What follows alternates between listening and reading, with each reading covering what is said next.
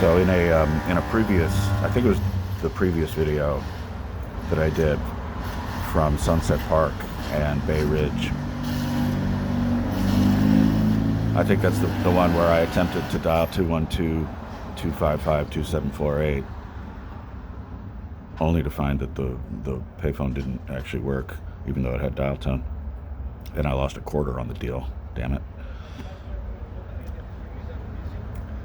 But I only made kind of opaque reference to what that number means and why I was so interested in calling it.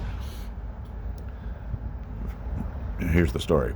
From 1980 to 1995, that phone number connected you to the Apology line. It was also called the Apology Project, or just Apology. Apology was a telephone confessional. It's an art project that used just an ordinary answering machine as an outlet for people to confess to their sins, to talk about all the bad shit they did and how they felt about it. And at first that was pretty much all it was. The calls were used in art exhibits in museums, and I think one exhibit I don't remember what the gallery was, but there'd be a row of phone booths in there, and you'd pick up the phones and you'd hear these recordings. But originally when you called the line, you would just leave your statement, and that was basically the end of it. There was no interaction. Over time that changed, and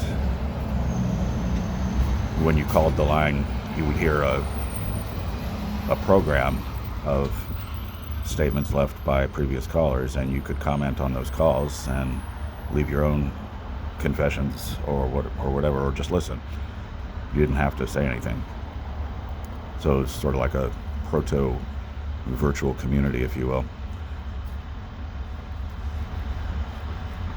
I became involved with the project. I learned about the project in January 1991 from an article in the New York Press, which is a defunct free weekly paper, sort of a rival to the Village Voice. And the article, I would later learn, was one of the most lasting influences on the project. It attracted the most callers and attracted the most long-term callers, most importantly.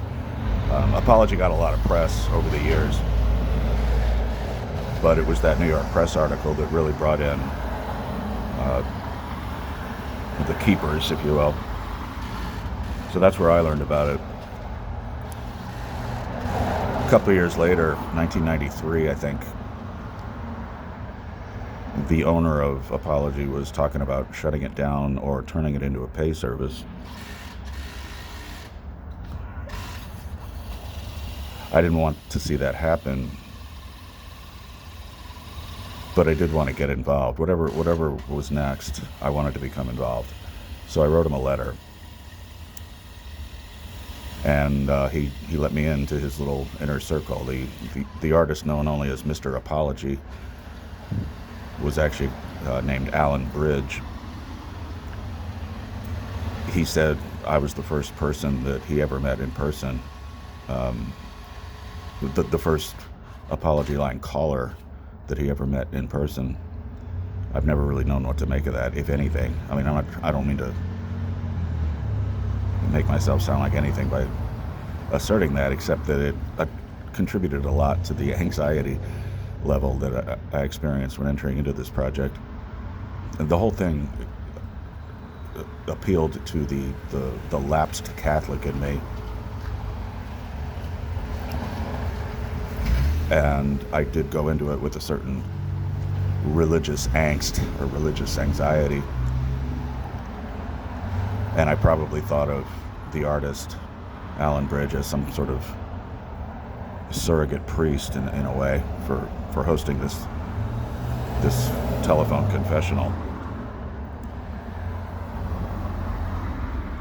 So I worked on it for, I think, about 9 months. I just did a bunch of stuff. I transcribed calls, and we created a magazine. The magazine was my idea. I don't give myself any credit for that, because publishing a zine to promote your project was hardly a new concept in the 1990s.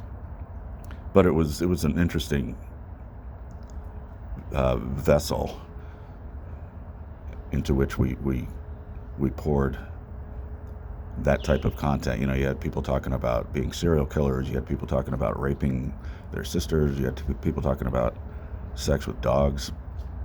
It was a different kind of independent zine.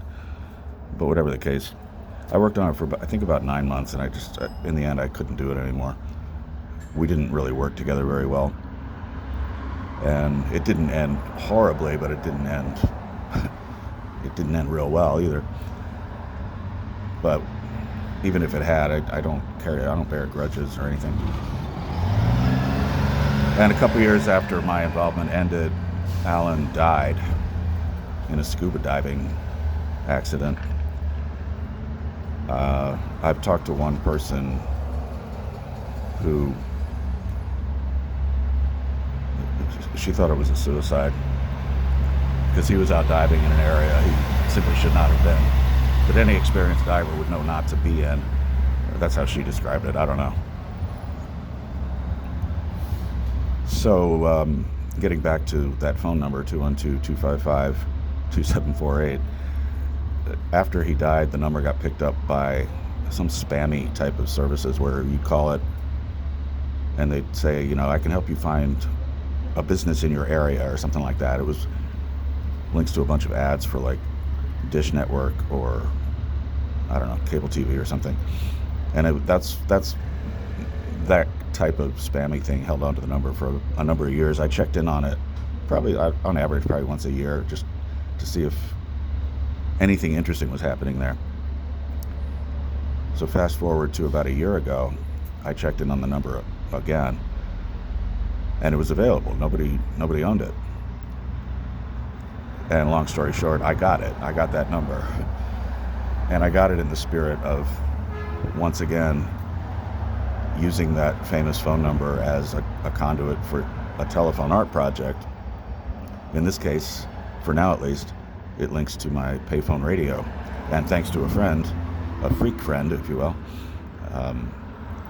I was able to set that up, or he was able to set that up pretty quickly. And I'm going to try to do it on my own, but I just haven't had time.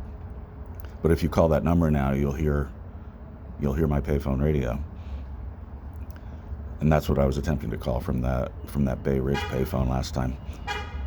And I just wanted to hear it coming through a payphone because all my first calls to Apology were from payphones, and I associate that Apology with payphones because you were encouraged to use those to make your calls if you were calling to talk about some horrible thing you did, because you didn't want the call to be traced. And payphones and the shroud of anonymity that they allegedly provided was a key part of the Apology aesthetic. So I got that number, and the reason it's relevant now is that there's been a podcast produced about Apology, and I'm not going to listen to it because I grew very disillusioned and even I just became very disillusioned with the whole thing and my involvement with it. But this podcast is being produced, and people are listening to it, and people are calling the number now. I guess you could say I benefited from the exposure that number got, because now people are calling in, and it's exactly what I had in mind. They're not hearing Apology, and I have no intention of resurrecting that format, but they are hearing something in the spirit, and something that is, you could even say, connected or derived from my involvement in Apology, because I call my payphone site the Payphone Project because Alan called Apology the Apology Project, and he would say that with some chagrin because a project is a work in progress. And when I quit the project, he still hadn't really found that defining description, that defining just summary of what the hell this was all about.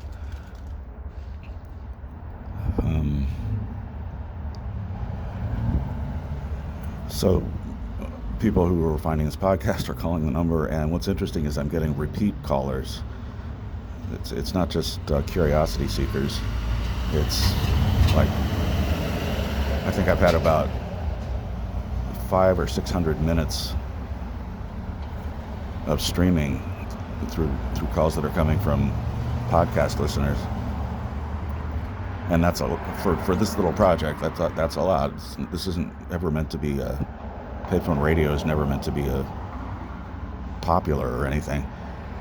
But I'm glad it's worked out like that, and this is why I wanted to hear it through a payphone, because, like I said, my first involvements, my first connections to Apology all came through payphones.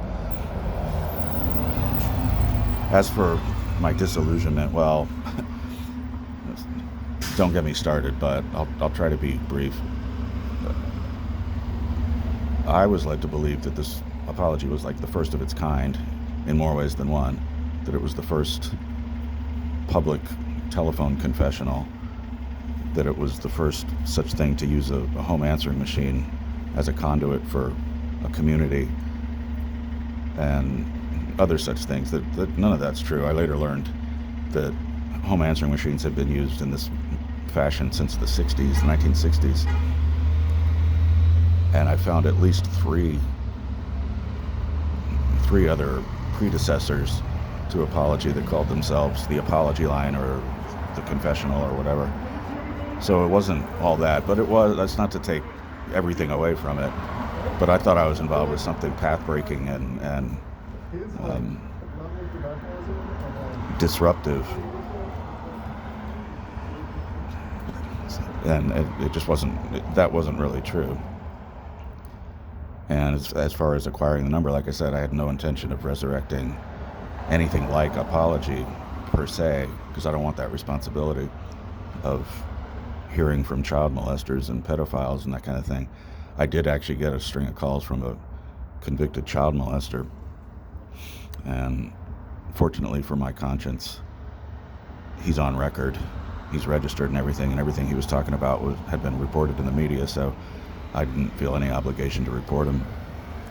But until this podcast was launched, I probably got about a dozen calls from people who found the number somewhere, and but now the calls are coming in. I've got like over 100 in the last couple of weeks.